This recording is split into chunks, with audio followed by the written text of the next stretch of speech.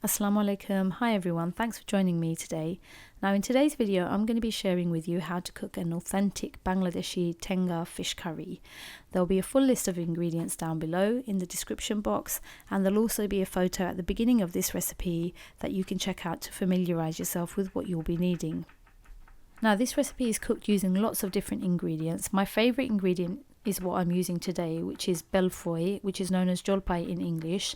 It's basically a very sour fruit and it tastes really nice when it's cooked in this recipe. You can also use tomatoes, raw mango, boroi, which are known as Indian jujube in English. Anything that's really tangy, you can use it for this recipe. To start with, just finely slice one small onion, and then what I'm doing here, I'm just pounding and peeling some garlic. I've got about 6 cloves of garlic. You need a lot of garlic for this recipe because the garlic is what gives it its unique taste. I prefer to use coarsely crushed garlic as opposed to really finely minced garlic, because I find when you temper the garlic at the beginning it tends to burn quite easily. So just make sure that you have garlic to hand ready to use like I've got here. And once it looks like that, it's ready. So the next step is to actually start prepping your fish. Now you can use any kind of fish that you enjoy eating. You don't have to use a Bangladeshi fish like I'm doing here. The one I'm using today is known as Mirga. It's a scaly fish, as you can see, and before you can cut the fish pieces you need to remove all of the scales, and if there are any fins attached then you want to use a strong pair of kitchen scissors to remove those like I'm doing here. Now I don't know if you can tell, but my fish was still quite icy here. It hadn't thawed completely, and the reason why I like to descale the fish whilst it's still quite icy is because you can pull and tug at the scales without damaging any of the fish pieces. And like I said earlier, you don't have to use Mirga. You can use any kind of fish that you like. You can use cod, salmon, any type of white boneless fish, and that works fine too. Now if you happen to be squeamish, you might want to look away now, because I'm about to pull out a fish eye from the fish head. We call the fish head masar kholla in Bengali, and most Bengalis will add this to the curry like I'm doing here. So I've just removed the eye, and those are the gills that I'm just pulling out now. You don't have to add fish head if you don't enjoy it, but if you do, make sure you clean it properly.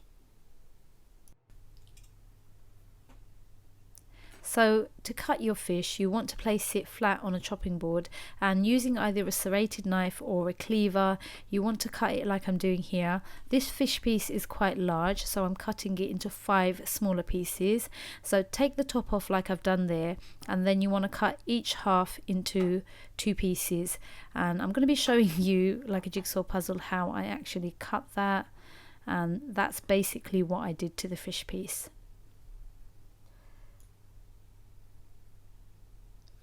This is a smaller fish piece, so this piece I'm only cutting into 3 smaller pieces. Make sure your fingers are nowhere near the chopping knife when you chop. Now when Bengali people wash their fish, they usually use salt, and they soak the fish in a salt water solution and they leave it until it's time to cook. So I've taken about half a teaspoon of salt there, and I'm just gently massaging my fish pieces, and then I'm going to be topping this up with some cold water, and I'm going to be leaving it until it's time to cook my fish curry.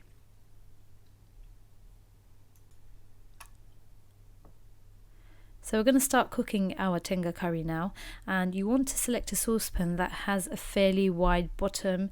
This just makes stirring the fish easier and make sure that none of the fish pieces will break when you swirl the curry, as you'll see me doing later on. Now you want to add a fair amount of oil to the fish curry.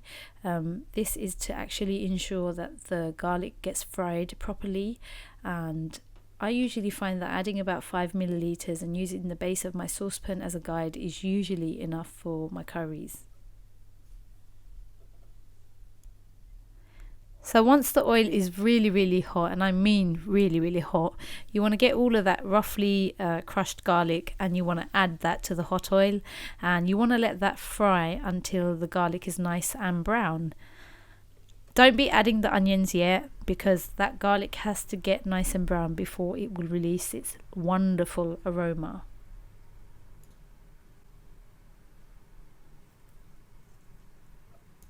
So when the garlic begins to brown on the outside, you want to make sure that you actually give it a swirl around and just make sure that all of the garlic fries and browns evenly all over. And try not to be clumsy like me, because I don't know how to pick up an onion without dropping a whole load over the floor. I don't know if you can see, but I just dropped a whole load in the bottom right hand corner. So once the garlic is brown, add your onion. You can use blended onions if you like. I just prefer to slice mine, followed by about a teaspoon or a teaspoon and a half of salt.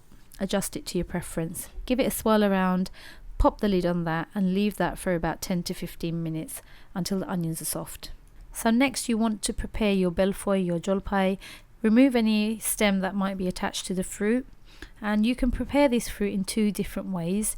You can either score it like I'm doing in the video here, and that releases some of the flavour, but I actually find slicing the fruit actually releases more of the sourness.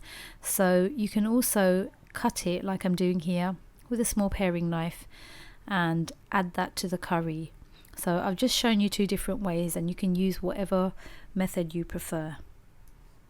Now if you find that your onions are taking a little bit longer to actually become transparent, add a splash of water, because I usually find that usually helps and speeds up the process. So add a little bit of cold water, give it a mix, and then pop the lid back on to that for a few more minutes. So once your onions look nice and transparent like they do in the video there, you want to add your spices. Now depending on what type of Tenga curry I'm cooking, I adjust the spices that I add to it. So on this occasion I added 1 teaspoon of turmeric powder and half a teaspoon of coriander powder. No mixed curry powder, purely because I wanted the tone of this curry to be a yellow tone, and when you add mixed curry powder I find that it usually takes on a kind of reddish hue. So after adding the spices, you want to let those fry for several minutes, and then if you want to, you don't have to do this, this is optional, you can actually mash the onions with a potato masher like I'm doing here. It just means that the masala is smoother and you won't see any visible onion bits in your curry. Wait until the oil has separated from the onions, and then you're ready to add your Belfoi. So throw those into the curry and give them a good mix around. You want to make sure that the Belfoi is completely cooked before you add the fish. This might take between 8 and 10 minutes. So once the Belfoi cooks through, you want to start washing your fish. Make sure you wash the fish with cold water. Don't use warm water or hot water, because you will end up cooking the fish. And if like me you don't want your fingers to turn to ice, pop on a pair of household gloves, because my water this time of year is freezing cold. If there's anything that remains on any of the fish pieces, now is the chance to get rid of it. Just give the fish a good massage. I find that usually helps to remove any odours, and just wash it and rinse it with clean cold water until the water runs clear.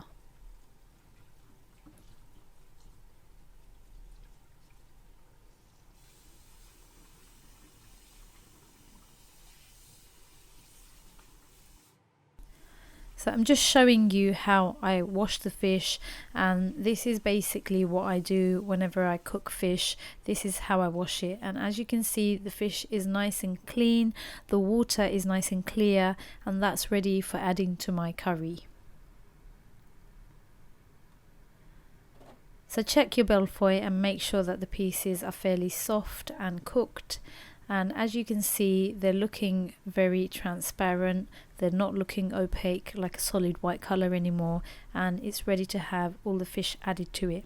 So go ahead and add all of the fish pieces. Turn the heat down while you do this, because you don't want to start cooking the fish until you've mixed it with the masala.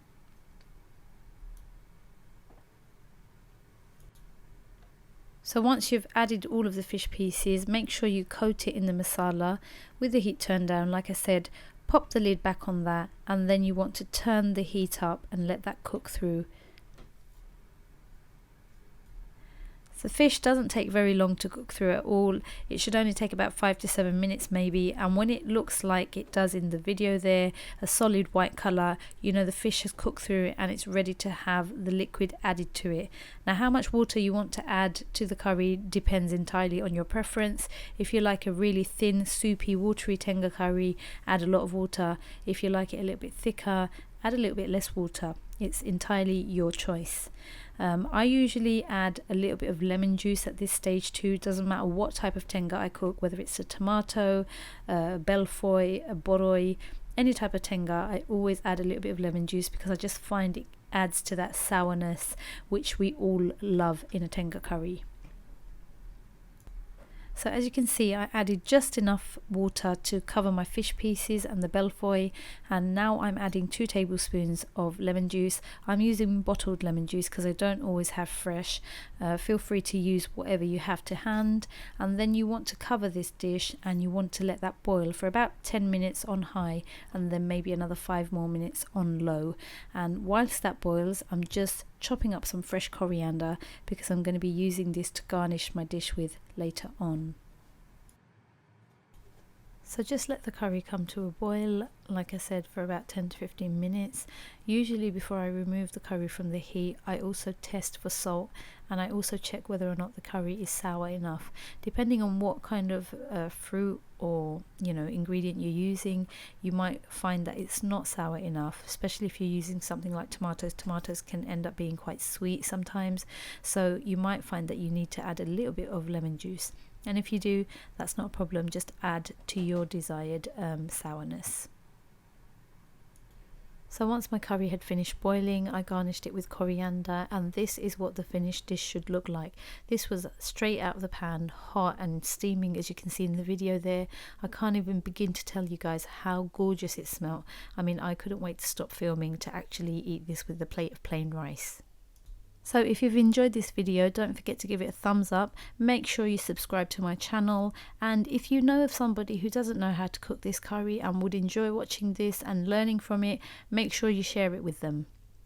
So if you weren't aware, I also have an Instagram account that you can follow me on. My Instagram account details and my website details will be linked in the description box down below. Make sure you go and check those out. I'm active on Instagram almost every single day, so you can get to see a little bit of my shenanigans. And on the website we have a newsletter that you can sign up to for free. There's no charge to you, and you'll be notified of new recipes once a week when they're posted. So thanks for joining me. I hope you enjoyed the video, and I shall see you in my next video. Take care until then. Assalamu alaikum. Bye.